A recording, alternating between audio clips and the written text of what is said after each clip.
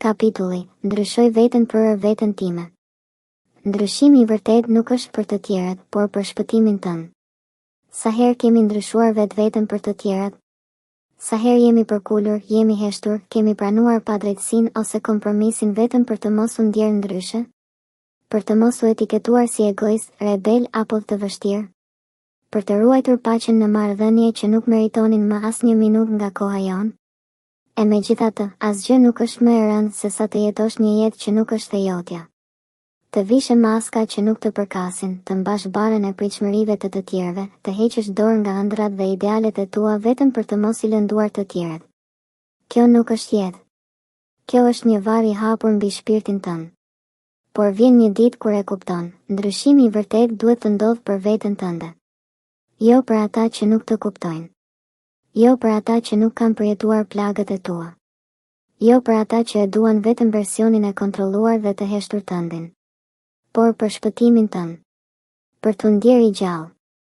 Për të qenë i lirë. Të ndryshosh për veten do të thotë të zgjedhësh të mos jetosh më si viktime e rrethanave, por si krijues i rrugës tënde.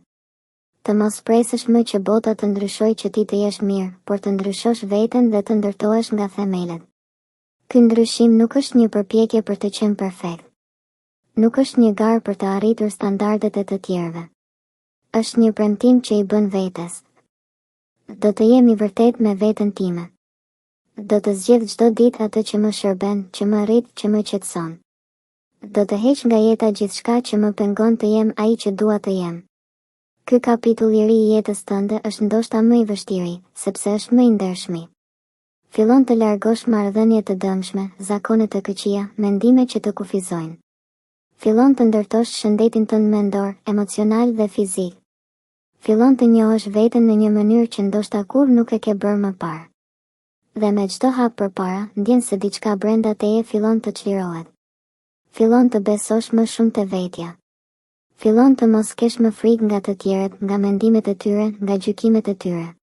Fillon të kuptosh se askush nuk do të vijë të shpëtojë nga vetja jote, përveç teje. Thënie.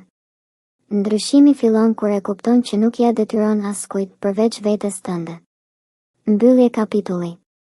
Në fund, ndryshimi më i rëndësishëm nuk është ai që të tjerët e shohin, por ai që ti e ndjen çdo ditë. Ndrysho veten për veten tënde dhe bota do të fillojë të ndryshojë bashkë me ty. Sepse kur njeriu ndryshon brenda vetes, e gjithë bota pasqyron këtë ndryshim. Ndaj sot vendos, ndryshoje veten për të qenë i lirë, i vërtet dhe më i fortë se kurrë.